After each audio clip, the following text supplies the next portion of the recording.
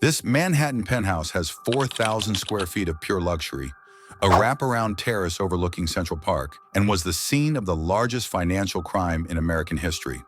The man who lived here stole $65 billion from 37,000 people. And the craziest part? His own sons turned him in. If this already has you hooked, hit that like button right now. 133 East 64th Street, Upper East Side, Manhattan. One of the most prestigious addresses in New York City. In a building constructed in 1927 on the top 2 floors sits a duplex penthouse that looks like it belongs in an Architectural Digest spread. It's 3 bedrooms, 4.5 bathrooms, handcrafted millwork, coffered ceilings, crown moldings everywhere you look. But we're not here to talk about the architecture. We're here to talk about what happened inside these walls. Because this penthouse was ground zero for the largest Ponzi scheme in human history. The man who lived here was Bernard Lawrence Madoff, Bernie to his friends, a titan of Wall Street, former chairman of NASDAQ, a man so trusted that celebrities, charities, and even Steven Spielberg handed him their life savings. And he betrayed every single one of them. This wasn't just any penthouse. This was Bernie's command center, his sanctuary, the place where he orchestrated a fraud so massive that when it collapsed, it triggered financial devastation across 136 countries. Walk through the oval-shaped entry foyer with its elegant details. Step into the living room designed by Angelo Dongia, the same designer Donald Trump hired for Trump Tower. Look at the terrace wrapping around the apartment with views that most New Yorkers could only dream about. Everything looks legitimate. Everything feels expensive. Everything screams success, but it was all a lie. And the most important room in this entire penthouse wasn't the master bedroom or the living room. It was Bernie's home office. This is where the magic happened, where monthly statements were generated showing returns that never existed, where fake trades were recorded, where Bernie would reassure nervous clients over the phone while looking out at Manhattan, knowing the whole thing was about to collapse. On December 11, 2008, at approximately 8:30 in the morning, FBI agents knocked on the door of this penthouse. Bernie Madoff was still in his bathrobe, and his world was about to end. To understand how stolen money built this luxury lifestyle, we need to go back to the beginning. Bernie Madoff wasn't born rich.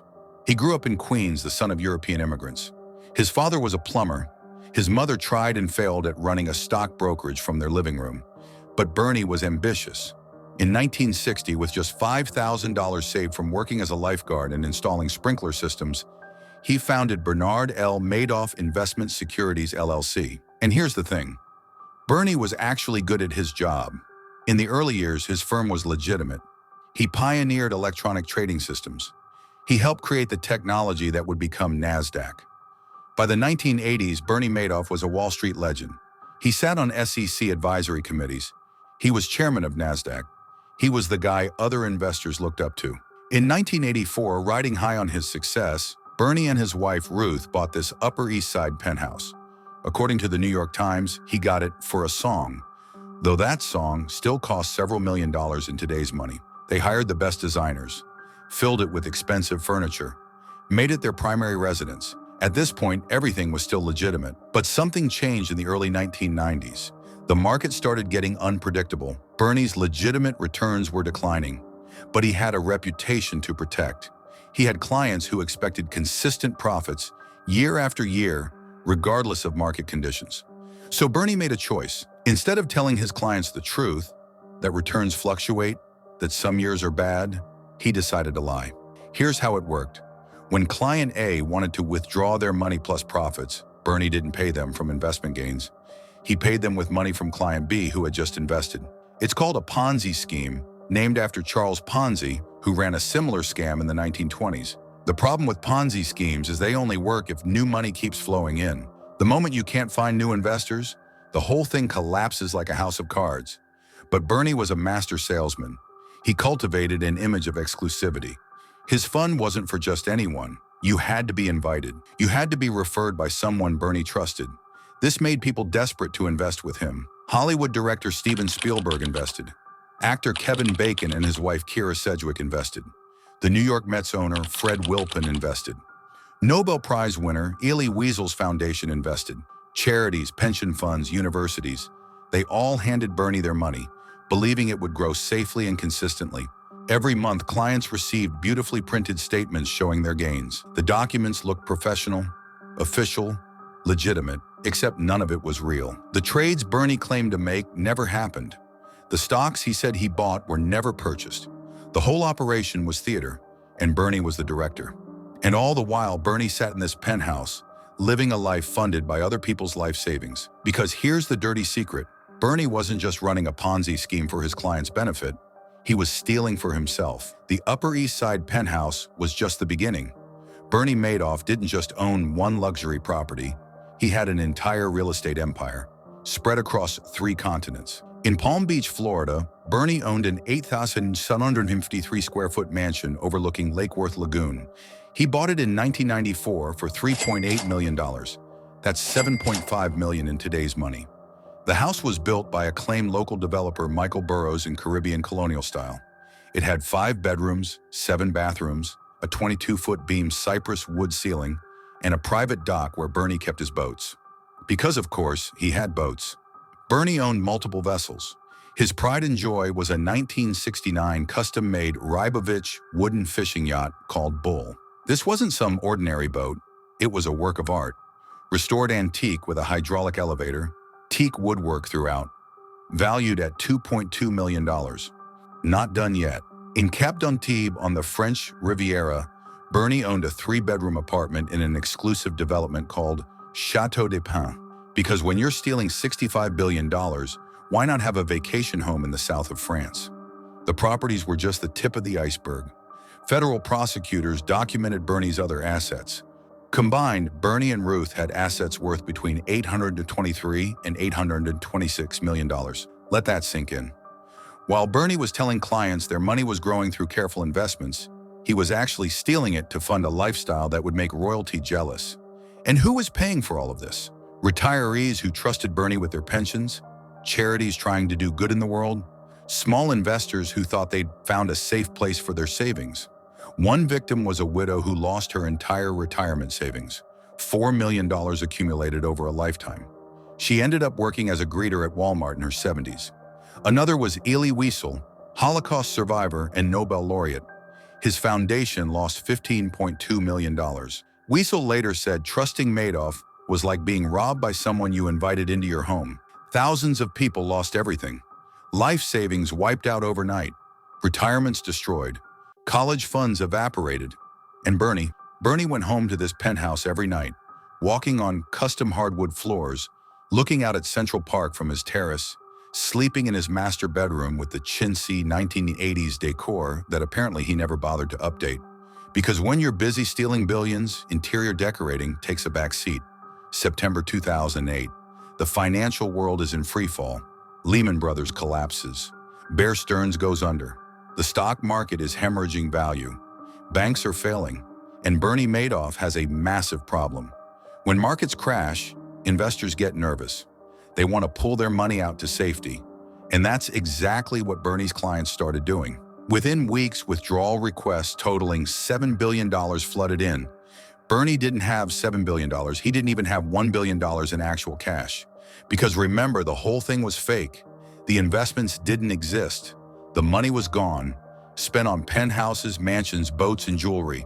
For years, Bernie had managed to keep the scheme alive by constantly recruiting new investors. But in a crashing market, nobody wanted to invest. The flow of new money stopped. The Ponzi scheme was dying. On December 9, 2008, Bernie called a meeting with his sons, Mark and Andrew, who worked in a legitimate division of his company. They had no idea about the fraud. Bernie told them the investment advisory business was basically a giant Ponzi scheme. He said it was one big lie. Mark and Andrew were devastated, but they did the right thing.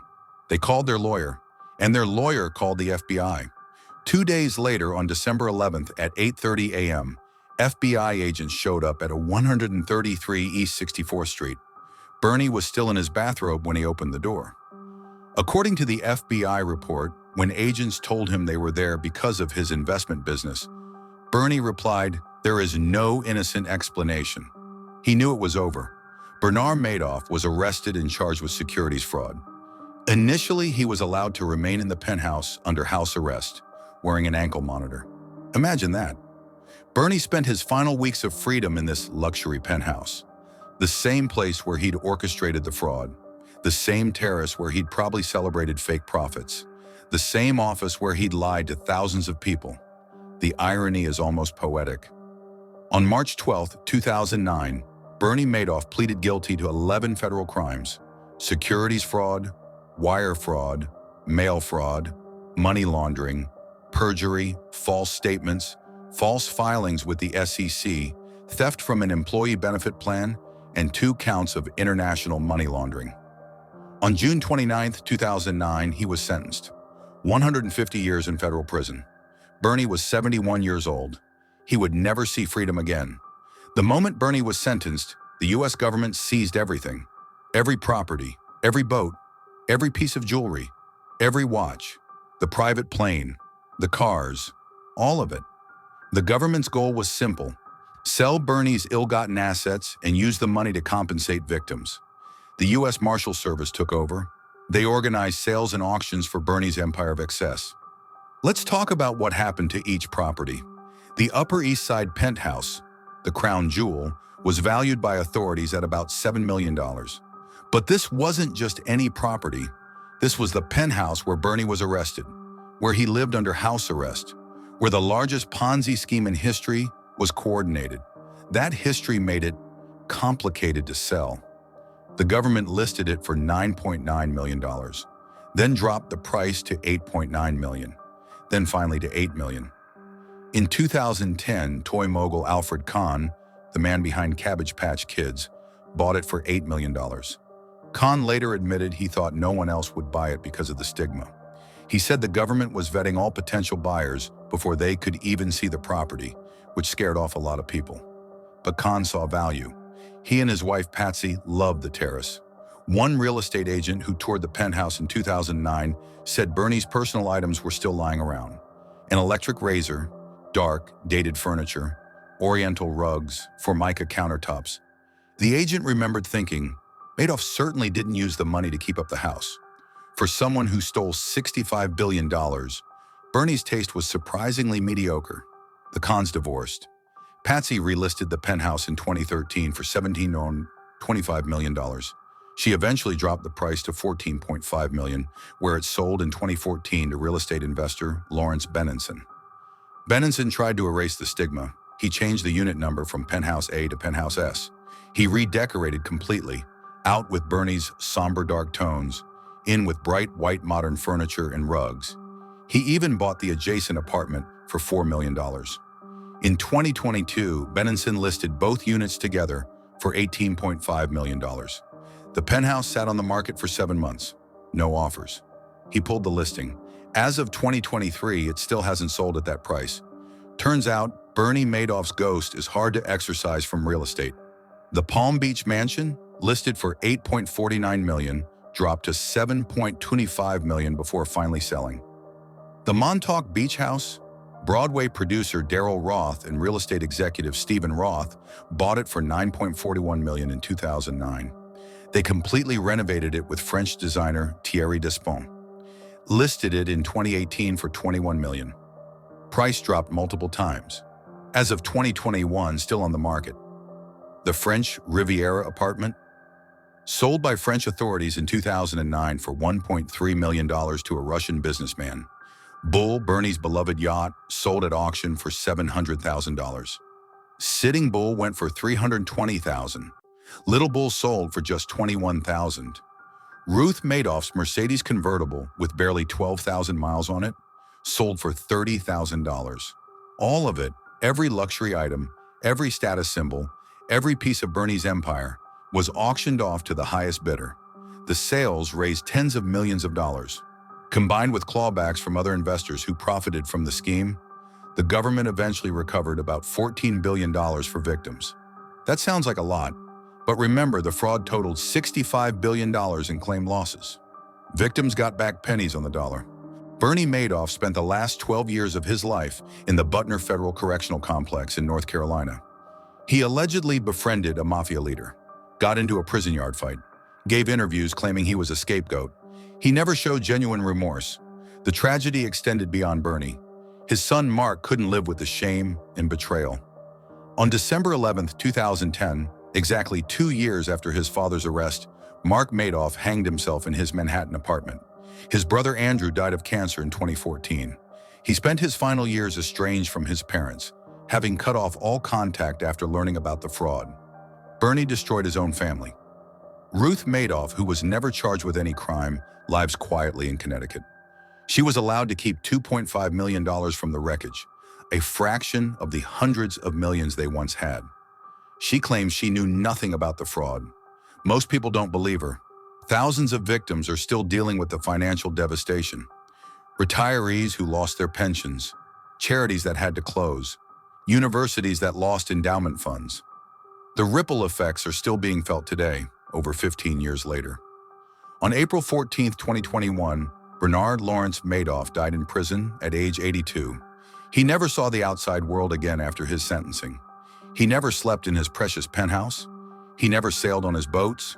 He never walked the grounds of his Palm Beach mansion.